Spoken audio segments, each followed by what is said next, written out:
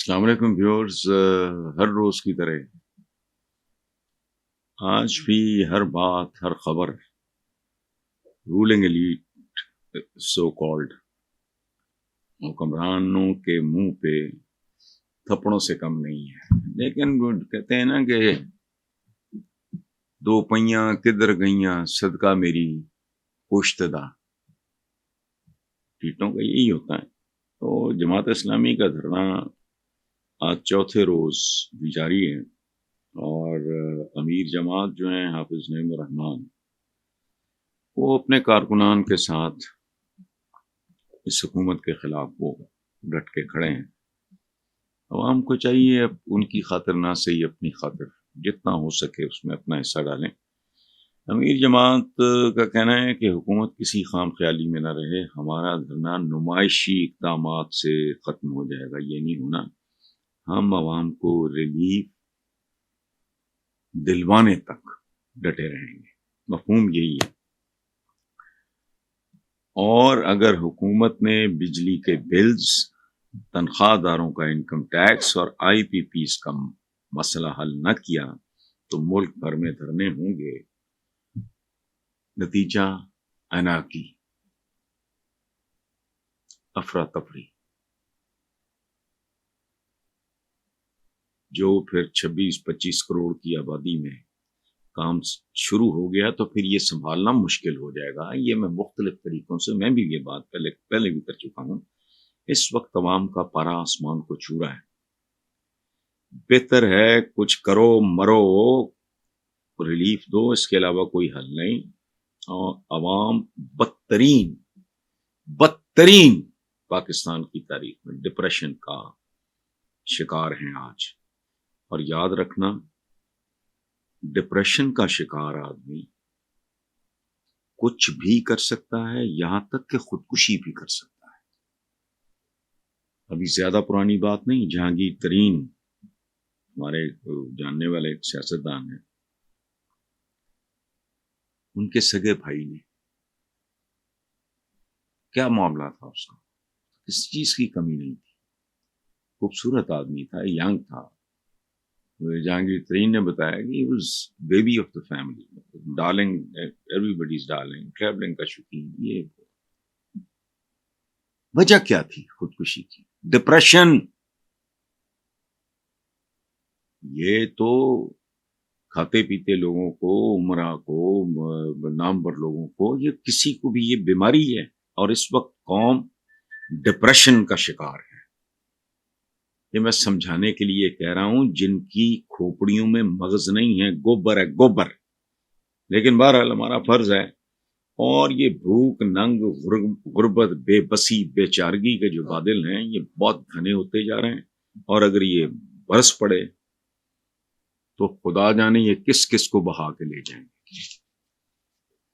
یہ ایک ذہن میں رکھنے والی بات ہے. اچھا، دوسری بات جو ہے وہ تھوڑی سی بچگانہ ہے. میرے بہت اچھے مراسم ہیں ایم کیو ایم کے جو سینئر رہنما ہیں فاروق ستار، بہت اچھے اور بہت دیرینہ مراسم ہیں میرے ان کے ساتھ. اور وہ بہت نفیس آدمی ہیں، اچھے آدمی ہیں، پڑھے لکھے آدمی ہیں.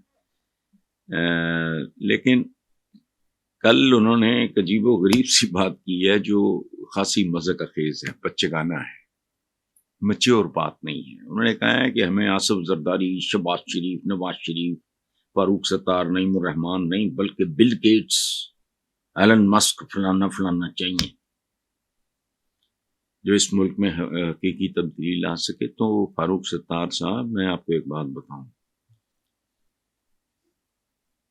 ایک خاص انوائرمنٹ ہوتا ہے، ایک خاص ماحول ہوتا ہے، ایک خاص کلچر ہوتا ہے جس میں لیڈرز پیدا ہوتے ہیں، جن میں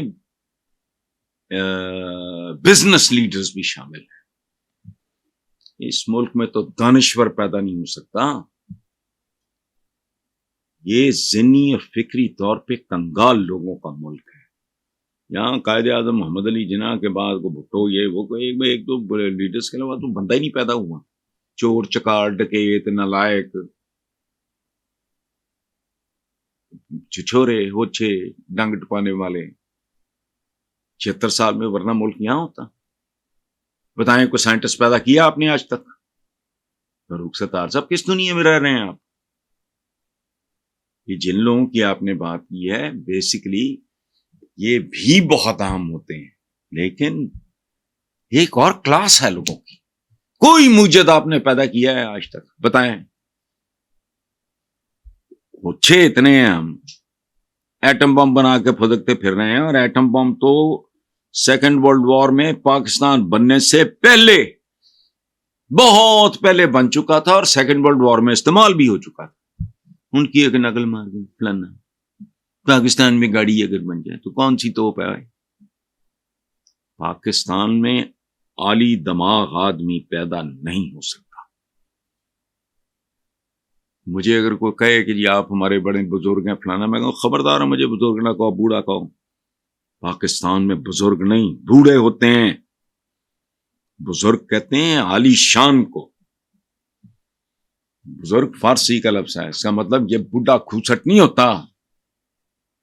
اگر جوانی میں موت نہیں آ گئی یا دھیڑ عمری میں موت نہیں آ گئی تو وہ 70 سال 80 سال 90 سال کا ہو گیا، وہ بوڑھا ہوتا ہے، بزرگ نہیں ہوتا.